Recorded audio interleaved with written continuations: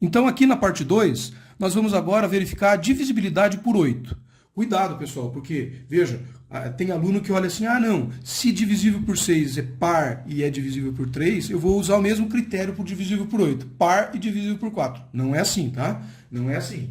Então, o número divisível por 8, a gente tem que fazer o seguinte critério. A gente tem, evidentemente, que ele vai ser um número par, né? Evidentemente que ele vai ser um número par. Só que a gente, ao invés de olhar só para os dois últimos dígitos, que nem a gente fez aqui quando é divisível por 4, nós vamos olhar para os 3 últimos dígitos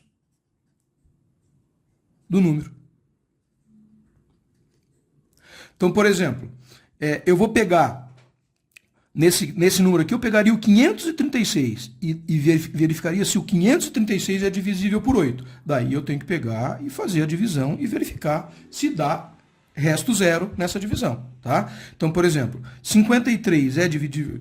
53 dividido por 8 dá quanto? Olha, se fosse 8 vezes 8, seria 64. Então, 8 vezes 7, 56. 8 vezes 6, 8 vezes 6, 48. Então, 8 vezes 8, 48, para 53, 48 para 53, 5, certo? Abaixa o 6. Né?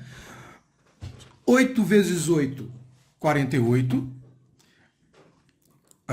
8 vezes 8, 64. Ô, pessoal, 7 vezes 8, 7 vezes 8, 6 vezes 8 aqui, né? 6 vezes 8. 6 vezes 8, 48, para 53, 5. 7 vezes 8, 56. 7 vezes 8, 56, para 56, 0. Então, veja, o resultado deu um número exato? Deu, então ele é divisível por 8. Certo? Então aqui, 6 vezes 8, 48, para 53, 5. Abaixo 6, 7 vezes 8, 56, para 56, nada. Então, o que eu analiso aqui? O número é par e os 3 últimos dígitos é divisível por 8. Então eu vou ter que fazer uma continha para saber se é divisível por 8 ou não. Vamos pegar, por exemplo, esse 100 aqui. Ó. Eu vou pegar esse 100, vou usar esse espacinho aqui de cima, né? 100 dividido por 8. 100 dividido por 8. Olha, 10. 10 dá por 8, dá 1. 1 vezes 8, 8. Para 10, 2. Abaixo 0. Certo? Daí, se eu pegasse o 3 vezes 2, daria 24. Então tem que ser 2 vezes 8. 2 vezes 8, 16. 16 para 24. Ora, sobrou 4 aqui. Se sobrou 4 de resto, e eu não consigo dividir esse 4 por 8, eu vou parar a conta aqui, porque meu objetivo aqui não é fazer uma conta com um número decimal. O meu número, quando eu divido por 8, tem que dar inteiro. Se não deu inteiro, significa que ele não é divisível por 8. O 100, então, não é divisível por 8. Já o 1000 é divisível por 8. Por quê? 000 é divisível por 8. Tá? Se você pegar o 1000 e fazer a divisão, você vai encontrar divisível por 8. Beleza?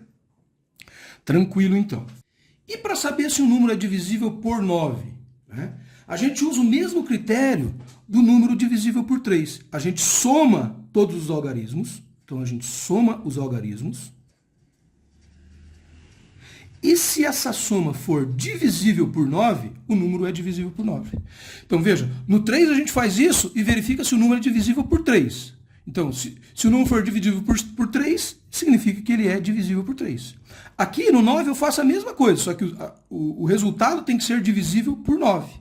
Né? Então, eu somo todos os algarismos e no final eu vejo se é um número divisível por 9. Tá? Um número que é divisível por 10 significa que ele termina em 0. Então, terminar em 0 garante que esse número é divisível por 10. Inclusive, ele também vai ser divisível por 5. Né? E também ele vai ser par. Né? E ele poderá inclusive, ser divisível por 4. Poderá, inclusive, ser divisível por 8. Por exemplo, o 1000 aqui. Ó. O 1000 termina em 0, pode ser divisível por 8. Então, um número que termina em 0, de cara eu já consigo ver que ele é par, que ele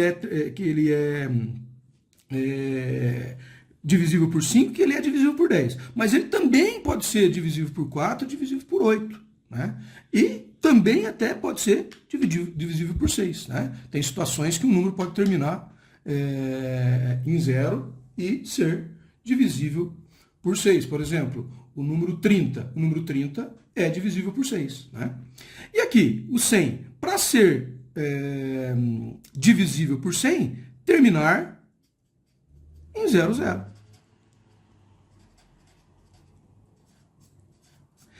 por 1000? Terminar em 0, 0, 0. E assim por diante, né?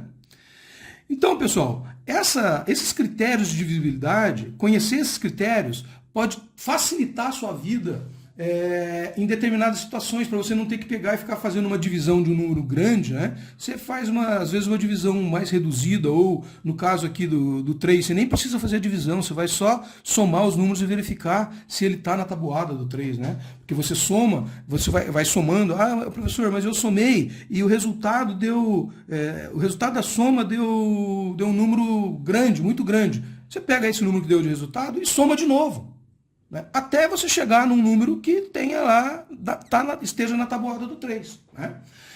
Então, isso vai facilitar muito você saber esses critérios de divisibilidade, e eles são bastante utilizados, por exemplo, quando você precisa fazer o mínimo múltiplo comum.